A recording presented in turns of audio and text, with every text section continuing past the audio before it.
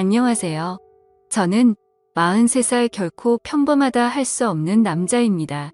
저는 부모 없이 보육원에서 자랐고 철없던 시절부터 교도소에 몇 차례 들락거리며 형을 살다 온 범죄자였습니다. 죄도 다양했죠.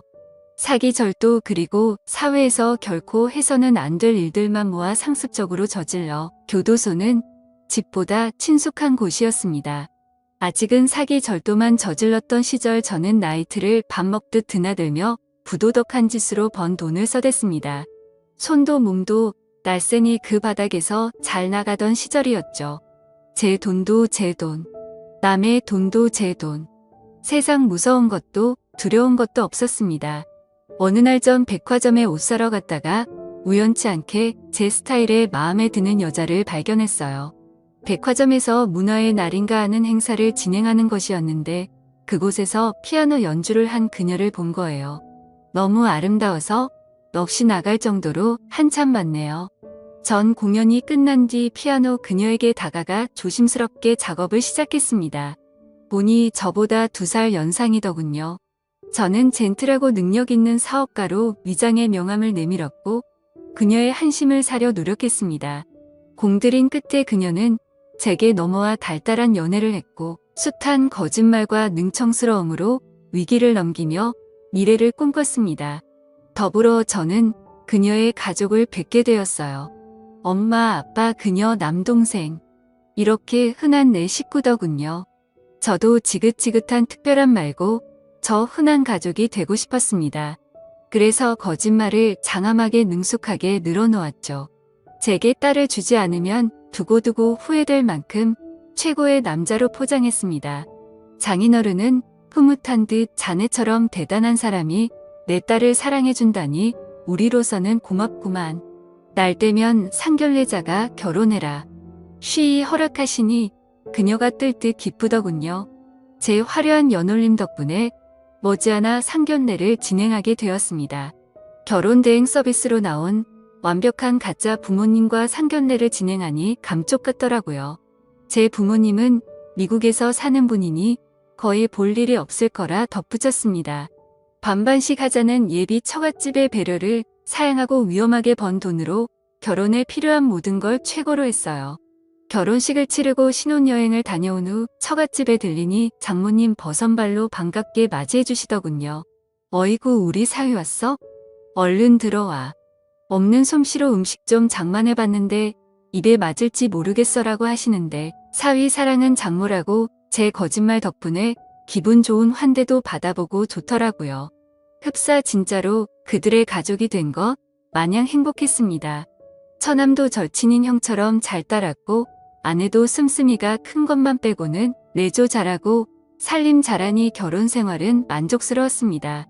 그러나 행복은 오래가지 않았습니다. 어느덧 아내에게 질린 저는 또 다른 여자를 찾기 시작했던 겁니다. 생활비도 잘 갖다주지 않고 밖으로 나돌기에 바빴습니다. 그 때문에 아내랑 매일 같이 싸우니 자연스레 외박도 잦게 되더라고요. 그때 장모님이 저를 찾아오셨습니다. 처음엔 속 썩이지 말라고 잔소리라도 할 요량으로 찾아왔나 싶더니 아이러니하게도 절 안쓰럽게 보시며 최서방 왜 이렇게 말랐어? 바쁘더라도 끼니 잘 챙겨가면서 이해하지 안 그러면 병나. 바깥을 해서 돈 버는 게 쉽지 않을 텐데 하는 사업이 잘 안 되면 일단 이걸로 생활비 보태 쓰는 게 어떻겠나? 대신 우리 딸에게는 말하지 말게. 자네가 좋다 해야지 사이도 회복되지 하며 정성껏 싸주신 도시락과 흰 봉투 하나를 내미시더라고요. 저는 건성으로 감사하다고 하고 도시락은 버리고는 돈 봉투만 챙긴 뒤 그걸 또 그날 밤 몽땅 탕진해버렸네요. 덕분에 아내와는 골이 깊어질 대로 깊어졌고 이어 돌이킬 수 없는 사건이 터져버리고 말았습니다. 나이트에서 한창 재미 좀 보고 있는데 어느 밥맛 없는 놈과 우발적으로 시비가 붙었어요. 결국 그 사람과 옥신각신하다 저는 사고를 치고야 말았습니다. 두려움에 몸이 부들부들 떨리더군요. 멍청하게 넋놓고 있는 바람에 경찰한테 현행범으로 잡혀갔습니다. 집안에서는 난리가 났어요. 처갓집은 저로 인해 대참사를 맞게 되었습니다. 모든 거짓말이 들통나버린 탓에 처남이 찾아와 욕설을 퍼부으며 원망하더군요. 이 때문에 장인어른은 사기 결혼이라 길길이 날뛰다 충격받아 쓰러지시고 아내는 현실을 받아들이지 못하며 장모님과 함께 매일 눈물로 지샌다 했습니다. 하지만 전 근데 그게 뭐 지금 내 코가 석자인데 짜증나게 니네 집까지 신경 써야 되냐며 사과는 못할 망정되려 뻔뻔스럽게 나왔네요. 부끄럽게도 당시 전 쓰레기가 맞았습니다. 경찰은 저를 수사하는 과정에서 이번 사건뿐 아니라 그간 저지른 범죄까지 낱낱이 밝혀내었고 그 대가로 저는 징역 15년형을 선고받게 되었습니다. 감옥에서 썩을 생각을 하니 눈앞이 깜깜하더군요. 뒤늦게 아내는 저를 찾아왔습니다. 저 역시 충격에 너덜너덜해진 심신으로 아내를 보니 뭔가 울컥 올라오더라고요. 허나 당연하겠지만 아내는 그 어느 때보다 매몰찼습니다. 어떻게 당신이 나와 우리 가족을 기만할 수 있어 절대 용서 못해 하며 뒤도 안 돌아보고 가버렸습니다. 하긴 이 모든 게 다 제 탓인데 누굴 원망할까요? 거짓말로나마 가졌으면 그것에 감사하며 지키려고 노력했어야 했는데 오히려 스스로 망쳐버렸으니 더 후회스러웠습니다. 저 같은 분리수거도 안 되는 쓰레기 같은 인간. 제가 떠나더라도 제 죽음을 슬퍼해 줄 사람이 있을까요? 세상은 오히려 더 잘 돌아가겠죠. 저는 매일매일을 자책감으로 지옥 속에서 살아가며 몇 달쯤 지났을 때 바로 그때였죠. 최서방. 잘 지냈나? 우리 최서방. 맨날 볼 때마다 야위워서 어쩌나. 내 음식은 못 가져오고 영치금 좀 넣었네. 건강 좋고 맛 좋은 음식들 좀 사 먹어라. 며칠 후 장모님이 찾아오셔서 예상치 못한 반응으로 절 당황하게 만드시는 게 아니겠어요. 저는 기가 막힌 나머지 어이없이 대꾸했네요. 지금 뭐 하시는 거예요, 장모님? 제가 믿지 않으세요? 저 장모님이랑 식구들 다 작정하고 속인 범죄자예요. 장인어른 쓰러지신 것도 다 제 탓인데 이 상황에서 어떻게 제 걱정을 해주실 수가 있어요? 부모 없고 돈 없는 범죄자인 제가 그렇게 불쌍하세요? 하니 장모님 눈가가 어느새 빨개져 맺은 눈물을 닦아내시며 자네는 내 아들이나 마찬가지야. 내 딸이 연이 되어서 부부로 살았는데 그보다 더 귀한 인연이 어딨어. 자네의 심성 고운 게 하나는 내가 누구보다 잘 아네. 자네가 어떤 사람이든 상관없어. 죄값 치르고 다시 재기할 수 있게 내가 뒷바라지 할 테니 아무 걱정 말고 잘 지내. 하고 가셨습니다. 저는 장모님의 행동이 이해가 되질 않아 깊은 생각을 해봤지만 부무지 까닭을 알 수가 없었습니다. 내버려지 같은 인생 전반을 알게 됐으니 그 일순간의 감정으로 알량한 동정심에 이러다 말겠지 싶었는데 장모님은 주기적으로 면회를 오시며 사람을 사랑하는 법을 몰랐던 제게 큰 희망과 위안이 되어 주셨습니다. 그렇게 15년이라는 시간이 흘렀습니다. 그 사이 장모님 연세도 많이 드셨더라고요. 28살에 교도소에 들어와 날씨가 궂을 때도 힘들 때도 상관없이 변함없이 배워서 세월이 흐르는 것조차 잘 모르고 있었습니다. 저와 장모님이 다시 세상에서 만났을 때 제 나이는 43살이고 장모님의 나이는 68세셨습니다. 우리 아들 드디어 나왔네. 그간 고생 많았어. 많이 힘들었지? 우리 앞으로는 새 사람으로 잘 살아보자. 장모님께서는 희끗한 머리로 제 손에 하얀 두부를 쥐어주시며 저를 위해 성스러운 모습으로 기도해 주셨는데 저도 그 기도에 화답하며 두 번 다시 악의 길을 쫓지 않겠다고 맹세했습니다. 15년 동안 참 많은 게 바뀌었습니다. 장인어른은 평소에 혈압이 높아 갑자기 쓰러져서 안타깝게도 일찍 운명하셨고 처남은 결혼해서 가정을 꾸려 해놨고 아내 역시 저 그렇게 되고 얼마 안 가 좋은 남자 만나 결혼해 지금 아이를 낳고 잘 산다고 합니다. 제가 그들 인생의 애초부터 첫 슬적으로 돌아가 너무나도 잘 살고 있으니 마음이 놓이다가도 한편으로는 씁쓸하다군요. 참 사람의 마음이 이상하지요. 잊혀졌으면 좋겠는데 한편으로는 잊혀지는 게 아쉬우니 말이죠. 모든 게 다 변했는데 변하지 않은 사람이 있었다면 바로 장모님이셨습니다. 전 장모님께 은혜를 보답하기 위해 취업 준비를 했어요. 확실히 전과가 있으니 쉽지는 않더라고요. 냉담한 차별의 시선에 저도 모르게 주춤거렸고 스스로 합리화를 하며 유혹의 길을 생각할 때쯤에 항상 장모님께서 엄하게 당부하셨습니다. 우리 아들 엄마와 한 약속 안 잊었지? 세상은 스스로 돕는 자를 돕는 법이다. 내가 변함없이 노력하면 문이 반드시 열릴 거야. 내가 날 받아주었던 것처럼 말이야. 곁에서 우리 아들이라 하시며 잡아주셨던 장모님 아니 어머님네. 저는 그렇게 장모님의 아들로 살게 되었습니다. 저는 취업 대신 이번에도 장모님의 도움으로 푸드트럭으로 장사를 시작했습니다. 장모님께서 사업 성공을 위해 물심양면으로 도와주셨고 저는 노하우를 익혀가며 밤새워가며 노하우를 연구하고 개발했습니다.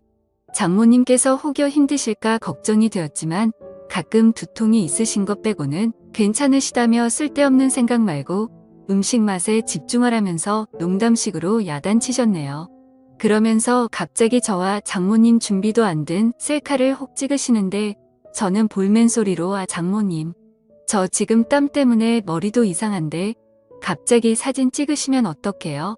괜찮아. 난 인위적인 것보다 이렇게 자연스러운 이 얼굴이 더 좋더라. 자 봐봐 잘 나왔어. 하시며 보여주는데 저와 장모님 둘 다 자연스레 찍힌 셀카가 떡하니 있었네요. 막 재밌다고 웃으시면서 저장하시더라고요. 저도 두 손 두 발 들고 같이 웃고 말았습니다. 지나고 나니 이 시간들은 제게 두 번 다시 오지 않을 참 소중한 순간들이었네요. 덕분에 푸드트럭 사업은 날로 번창했고 돈을 조금씩 손에 쥐게 된 저는 제일 먼저 장모님께 빚진 사업자금을 갚고 매달 용돈을 드렸습니다. 급고 안 받으시겠다고 사양하셨지만 억지로라도 드리지 않으면 제가 투발 뻗고 잘 자신이 없었어요. 장사가 잘 돼서 손이 바빠지자 저는 장모님과 둘이 운영을 하게 되었습니다. 그날도 손님들이 줄이어 장사에 정신이 없었을 무렵 문득 눈앞에 낯익은 여자와 남자가 나타났습니다. 바로 전 아내랑 처남이었어요. 전 아내와 처남은 불같이 화를 내며 날뛰면서 푸드트럭의 재료들을 다 엎어버리고 장모님께 소리 지르더군요. 엄마 미쳤어? 어떻게 나를 감쪽 같이 속이고 이 범죄자랑 나란히 이러고 있어. 이 자식이 나한테 우리 집한테 무슨 짓을 했는데 만약 내 남편이 알기라도 하면 그땐 엄마가 다 책임질 거냐고 하며 악다구니를 썼습니다. 장모님 딸의 심정을 누구보다 잘 알기에 대답 대신 일단 얘기하자 했으나 전 아내는 아랑곳 않고 제게 욕을 쏟아부었습니다. 사람까지 해친 범죄자면 평생 감옥이나 가서 썩을 것이지. 무슨 자격으로 장사를 해? 내게 사기도 부족해 우리 엄마까지 꼬드겨서 이용해 먹어? 이러면서 주변 사람들에게 말하더군요. 여기 제 말 좀 들어보세요. 지금 장사하는 사람 흉악한 범죄자예요. 절대 팔아주지 말고 딴 데 가서 먹어요 하며 온갖 장사를 깽판치는데 사람들은 제가 범죄자란 소리 듣고 하나 둘씩 자리를 떠났고 죄인이었던 저는 고개를 수그리고는 이무할 없이 전 아내의 비수가 꽂힌 말을 다 감당해냈습니다. 그러자 장모님은 제 아내를 온몸으로 말리고 절 앞에서 보호해 주시더군요. 그만해라. 비록 돌이킬 수 없는 잘못을 저질렀지만 15년 동안 죄의 대가를 받고 새 사람으로 살려는 사람한테 이러면 안 된다. 이 사람도 괴로움에 15년간 제대로 못 살고 진심으로 반성하고 있어. 살려고 아등바등 겨우 숨통 트였는데 한때 남편이었던 사람 목숨줄 굳이 끊어야겠니? 그래서 15년간 감옥 수발까지 한 거야 엄마가. 진짜 왜 그래? 정신 차려 엄마. 이 남자 이딴 범죄자한테 또 뒤통수 맞고 싶어서 그래. 이 자식이랑 관계 정리할 때까지는 나랑 동생 볼 생각도 하지 마. 그것만큼은 절대 용서 못해라며 아내와 처남은 장모님 마음에 상처를 낸 뒤 그렇게 가버렸습니다. 장모님은 시선에서 멀어지는 자식들을 보고 깊은 한숨을 쉬고는 제게 미안하다 하시네요. 그렇게 큰 소란 덕분에 오늘 장사는 망가졌지만 장모님 마음을 추스르는 게 우선이었던 저는 아무렇지 않은 듯. 장모님 괜찮아요. 어차피 푸드트럭이라 다른 곳 가서 장사면 돼요. 그보다 저 때문에 딸이랑 어떡해요? 제가 장모님께 도와달라고만 안 했어도 저랑 엮이지 않으셨을 텐데 제가 더 죄송해요. 그러자 장모님 문득 미소를 띄우시며 저를 꼭 안아주시고는 눈시울을 붉히시더군요. 이러니까 내가 자네더러 심성이 곱다고 한 거야. 모질지 못해서 부모 잘 만나고 좋은 환경에서 잘 배웠으면 누구보다 잘 살았을 우리 아들인데 자네는 내 아픈 손가락일세. 아픈 손가락 치료해주고 신경 쓰는 건 부모로서 당연한 거야. 미안해하지 마.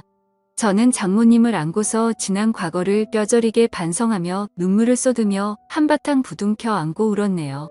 그리고 장모님은 그 이후로 제 앞에 나타나질 않았습니다. 처음에는 연락을 드릴까 하다가 또 괜히 저 때문에 전 아내랑 처남과 갈등을 빚을까 싶어 말았습니다. 전 아내도 가정이 있으니 당연히 저랑 장모님이 엮이는 게 불편하고 불안했겠죠.